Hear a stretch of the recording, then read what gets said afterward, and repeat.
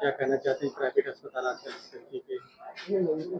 Bharatiya Janata party के जिलाध्यक्ष ने जिस तरह से सरकार पर स्वास्थ्य विभाग पर उंगली उठाया है एफिडेविट दे करके, और जिस तरह से धन उगाही हो रही है नौकरियों के नाम पे, मेडिकल के नाम पर, इनकी जीरो टॉलरेंस की नीति सिर्फ बकवास है और इसके सिवाय कुछ नहीं है। उत्तर प्रदेश एक तानाशाही के रास्ते से गुजर रहा है।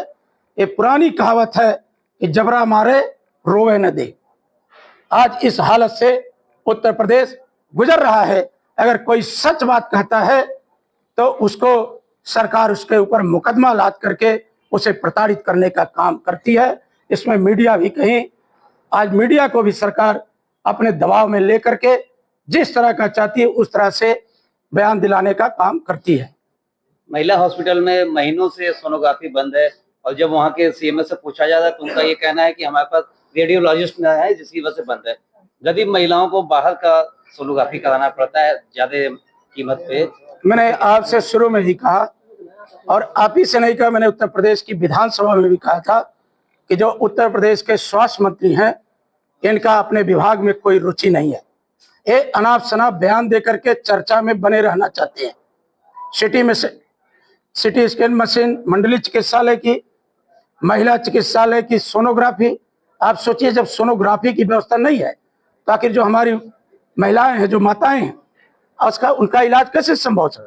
और आपको याद दिलाना चाहता हूं कि जब उत्तर प्रदेश के मुख्यमंत्री माननीय मुलायम सिंह यादव जी थे, हमारे पिताजी उनकी सरकार में स्वास्थ्य मंत्री थे, तो महापंडित राहुल संकीर्तन जी की याद में पूरी शहर के बीचों बीच में महिला चिकित्सालय की स्थापना की गई थी ताकि हमारी बहन और बेटियों का समय से इलाज हो सके और सस्ता इलाज हो सके।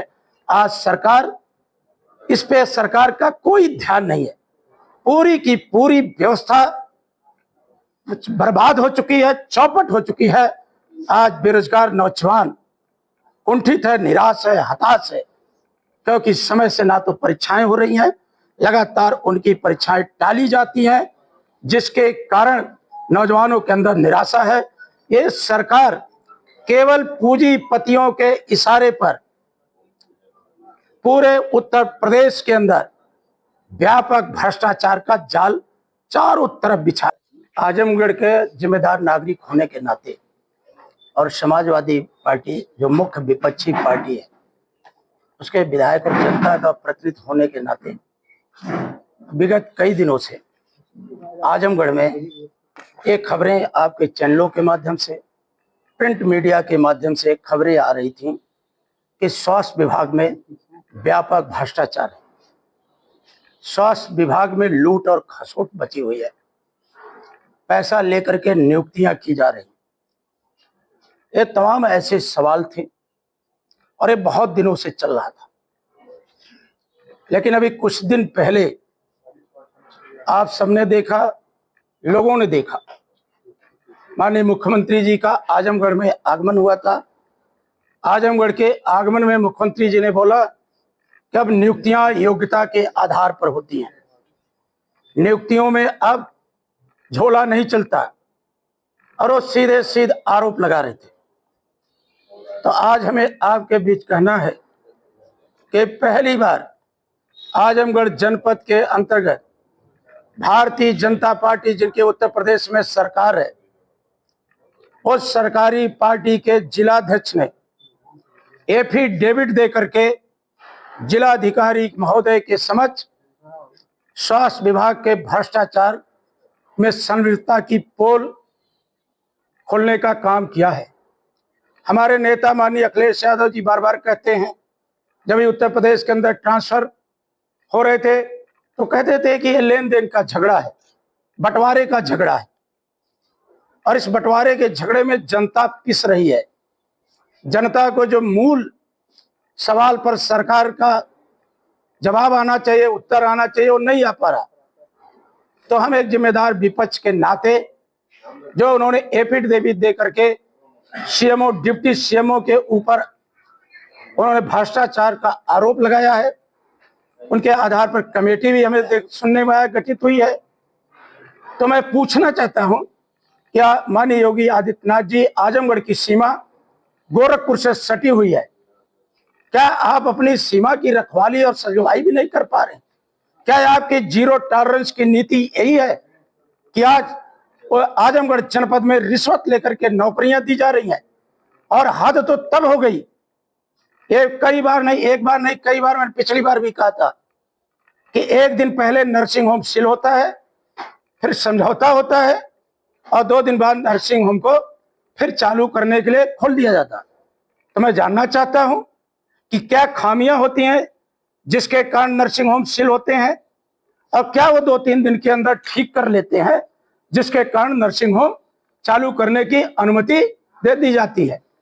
अभी कुछ ही दिन पहले लखनऊ के अंदर पुलिस भर्ती के जो हमारे सिपाहियों की भर्ती का प्रमाण पत्र देने देश के गृह मंत्री की उपस्थिति में मुख्यमंत्री जी ने कहा कि अब नियुक्तियों में ईमानदारी, पारदर्शिता और रिश्वत का कहीं कुछ भी, एक भी नियुक्ति नहीं।